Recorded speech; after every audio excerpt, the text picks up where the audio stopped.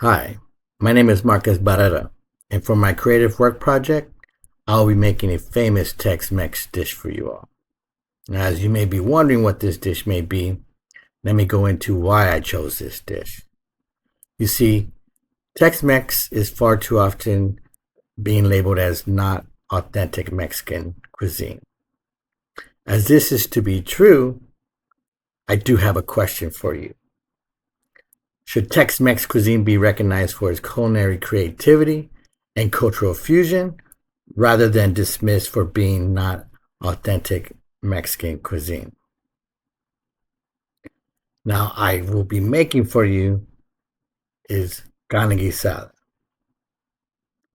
I chose this dish because it's only found in the state of Texas and it illustrates the resilience, the sophistication, the cultural fusion that shapes our cuisine from multiple cultures within Texas.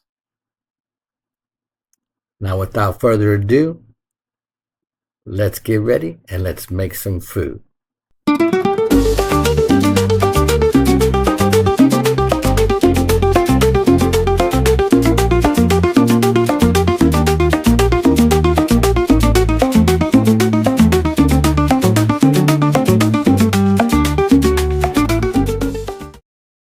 One jalapeno here. This is probably a medium size.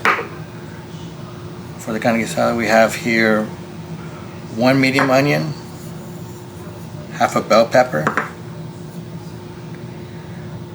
two Roma tomatoes, and three minced garlics. So, now for our spices, we're going to use 2 teaspoons of granulated garlic, 2 teaspoons of onion powder.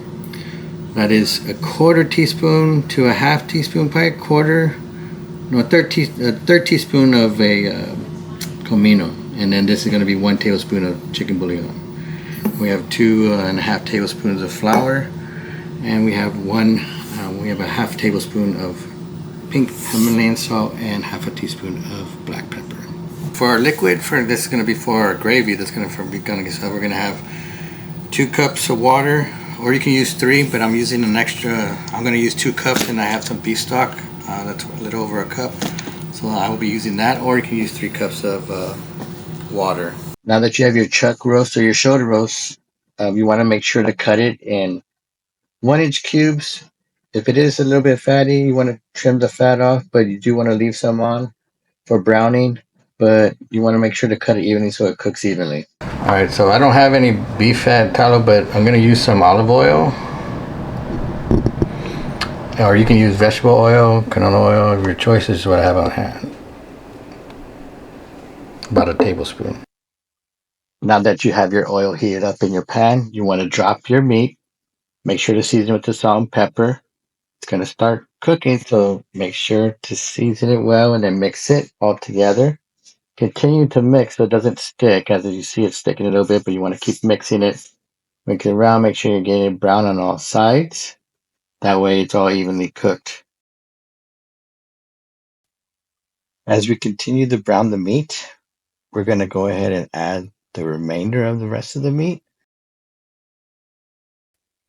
Now that we add the rest of the meat, we're going to go ahead and salt and pepper that. We're going to continue to saute. I'm going to mix this around, making sure all the juices extract. As you can see, the juices have extracted from the meat, so I'm going to add my onion. Going ahead and mix this around. You want to cook it till it gets translucent, well, at least for like 3 to 4 minutes. Now we're going to add our bell pepper.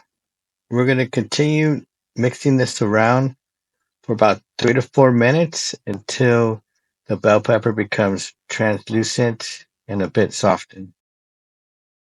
All right, so now we are adding our tomato. Continue to stir, making sure the tomato becomes withered down. So I would say about another 5 minutes. All right, so now that you see that the tomato has been withered down, now we need to add the rest of our spices. Make sure you're stirring this completely in because this is where all the magic happens. Now that our spice has been blended, we need to make our roux to make the gravy. So we're going to add 2 tablespoons of flour, We're going to save 1 tablespoon left that you see there. We're going to use that for later, just in case we need to thicken down the road. But you see how it's all getting mixed in. You want to make sure it's mixed in. And that way, when we add our broth, uh, this will help thicken and create a sauce. So this is where we're going to add our water. This is 2 cups of water. And then we're going to use a cup of beef broth.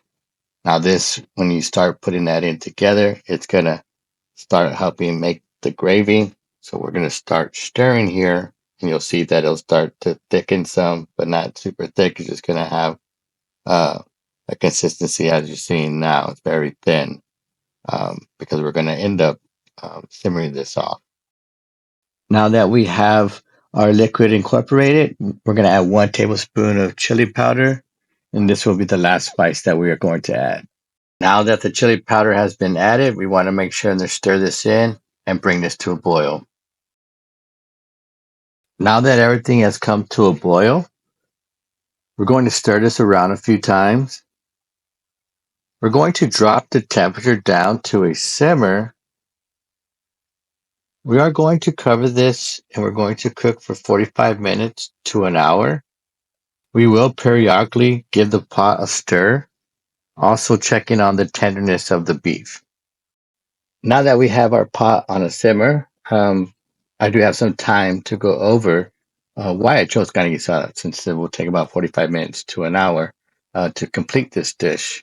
See, carne guisada to me represents Texas in a multiple fusions of cultures that have been here in the state of Texas area or northern Mexico as well too, just because of the influences that we use in our ingredients.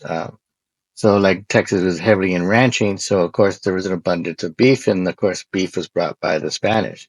But not only beef was brought by the Spanish, but also other spices too as well that we use, like comino was used in this dish, and of course wheat, the flour. That's what helps make the roux. And a roux is a French term that's a technique to use to make gravies and sauces. And of course, you need fat to make the gravies and sauces. And then, of course, a broth to help thin that out and make the gravy itself all together. See, far too often that Texas always gets a backlash saying that it's not authentic Mexican food, and that is to be true. But the ingredients that are used and techniques that are used often show that that we've embraced not only from our Mexican cultures but also the European cultures as well. And this dish to me highlights all of that. Definitely with the comino being brought in, the chili powder, which is from the chili pods. Back then they would grind it in the molcajete and make a chili powder. So these ingredients show light of our cuisine and our adaptations that we've made over the past and shaping our cuisine as a fusion. And it continues to grow as to this day and has become very popular. So to me, Tex-Mex is always evolving, and it is not authentic Mexican food, but it's authentic to us here in Texas. So it's been about 15 or 20 minutes. So we just want to check on the carne guisada. So we just want to give it a little stir, just making sure everything is going well. Just double checking on incorporating all the ingredients here. Okay. So we are just going to go ahead and end up recovering this. And then we're going to still cook it for another 20 to 30 minutes. Now this is a stir after about another 10 to 15 minutes. We're just going to go ahead and cover, and then the next 15 minutes we should be done. All right, so our carne guisada is now done. As you can see, there's a nice rich gravy. At this point, you can salt it to your liking. As you can see, there's no more vegetables. It's all been withered down into the sauce. So that's what makes it nice and flavorful. At this point, you could just make yourself a taco, maybe a carne guisada with cheese, which is everybody's favorite these days. Bon appetit.